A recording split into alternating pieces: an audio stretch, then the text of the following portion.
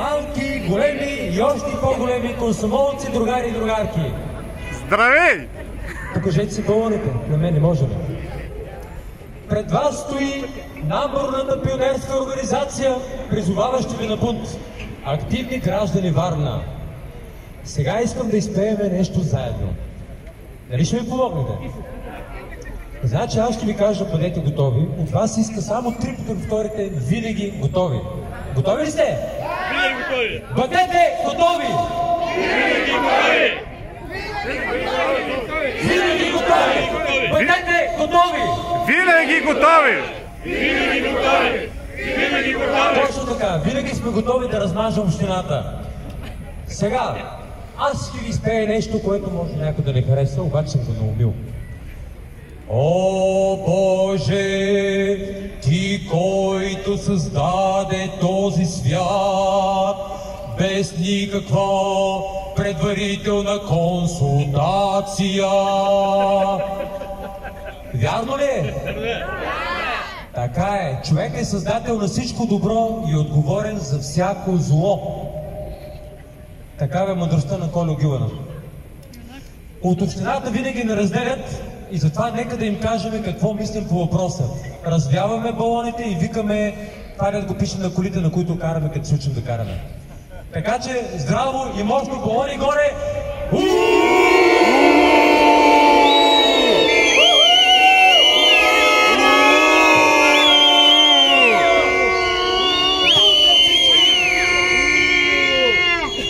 Така, сега тук е много трудно, защото няма светлина, обаче искам да ви прочита нещо, което не мога да не чета, защото е много сложно. Това е една схема на общината, как мами, как лъжи с няколко милиона и всеки месец по едни 55 000 лева изчезват от нашите данъци, т.е. от нашия джоб.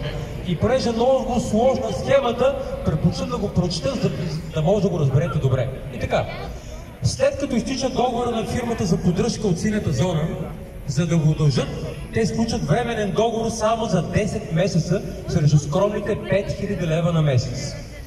Междувременно, фирмата, която досега е поддържала синята зона, печели поддръжката и за зелената нова зона, както и за синята стара зона. Това означава изграждане на нов софтуер само за зелената зона. След като зелената зона бъде въведена, тази сума от 5000 лева ще стане скромните 55 000 лева на месец. Точно така, мафия. За тези 10 месеца фирмата е поддържала зоната само срещу 5000 лева, но само защото са им обещали да получат нов договор, където сумата вече ще стане 30 пъти по-голяма, а именно 55 000 лева на месец. Значи, имаме синя зона, за която вече има работещ софтуер, но те пускат процедура за изграждане на нов софтуер, който да бъде само за зелената зона. И познайте колко струва този софтуер. 1 милион! 1 милион от нашия джоб за нещо, което вече го има изградено, и това същото нещо може да бъде активирано дори в София. От Варна да се съедини с София. 1 милион! Да, 1 милион. Грабители!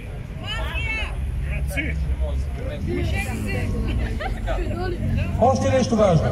Отделно от гореспоменатите суми ще се вземат още толкова пари за интеграция на ново изградения софтуер към зелената зона с този сината. Това са още толкова пари. И ето ви схема. Освен това, още толкова пари ще получи другата фирма, която поддържа билетната система в зоните. И забележете,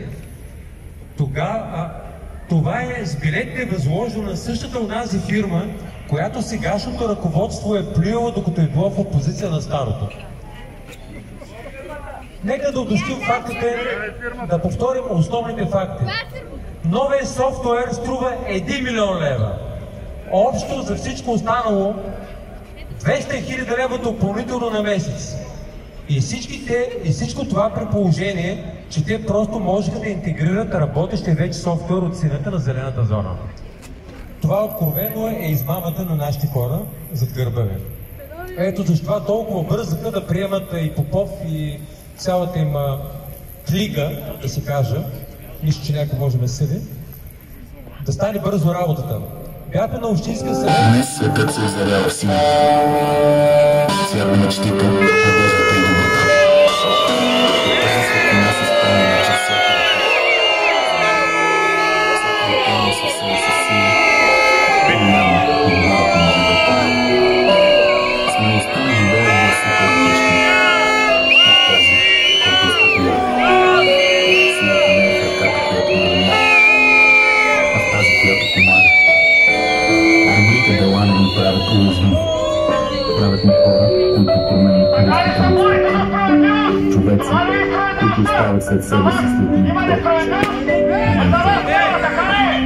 древните жестове преобразяват света около нас. Надеждата ни припусни.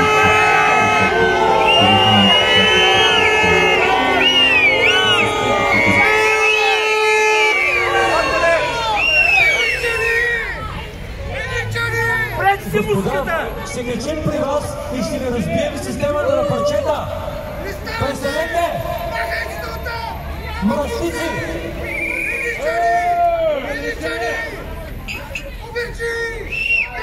Няма да се държите толкова нагло, безцеремонно, като общината.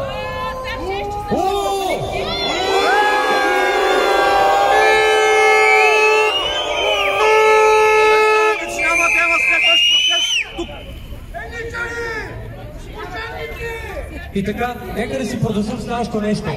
Значи аз искам да ви разкажа...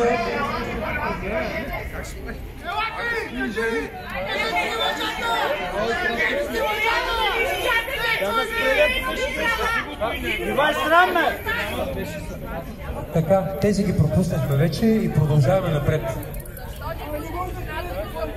Чуваме ли се добре? Всички ли внимават? Защото него не разконцентрираха и така. Къде са общинарите?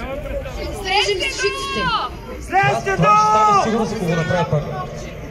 Така, аз ще ви кажа, имам малка скромна фирма, на която съм единствен работник и нямам нито една стотинка задължение няма 20 години. Ни към община, ни към данъци, ни към партньори в чужбина, към никой. Наистина никой нищо дължа. Вкъщи може да нямаме хляб, но всичко е платено на държавата. В момента регистрацията ми се оказа на съседния апартамент и те искат от мен да си сменя личната карта, за да имам право да си регистрирам колата. И благодарение на това, всеки ден от днес, аз ходя до близо къде си паркирам колата. И колкото пъти на мен ми трябва колата, аз трябва да отида на 15 минути така и 15 минути обратно. Да, обаче имаме дъщеря, който взема училище и връщам назад напред. Това означава 5-6 пъти да отида до близо за 15 минути и да се върна 30 минути. Можете ли си представите какво ме продължават тези хора да правя, при положение съм толкова изряден с всичко, което може да бъде. Така че тези хора, те ни карат да бъдем изрядни най-умишлено.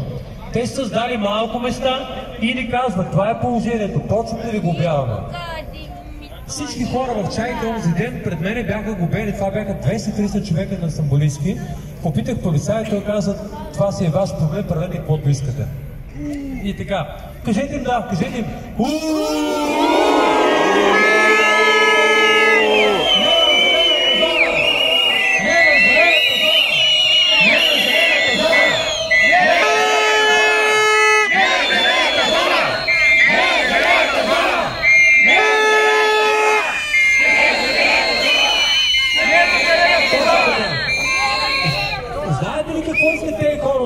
Как искат ние да се чувстваме? Сега ще ви прочета нещо хубаво написано. Спете спокойно, мои малки обречени желания. Така ми се иска да ви нахраня с нови обещания. Но, ето какво трябва да правим и ние. С розови клонки ни разделиха, а ние се нуждаем от вашия дъх. От вашия дъх. Нужна ли е страстна подкрепа, която да влее огън в нашата кръв? Това е. Може да пляскате. Сега е момент. И така, за финал ще ви кажа това. Този свят е на всички и всички имаме право да бъдем в него.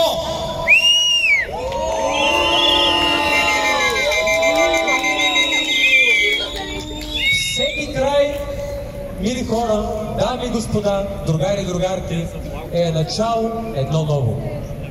Това е. Благодаря от мен. Браво! Браво на вас! Браво на вас, че събрахте, защото Чайка и 10 000 човека или повече, тук виждам 200 човека и половината не сте от Чайка, вероятно. Жалко за другите неосъзнати души.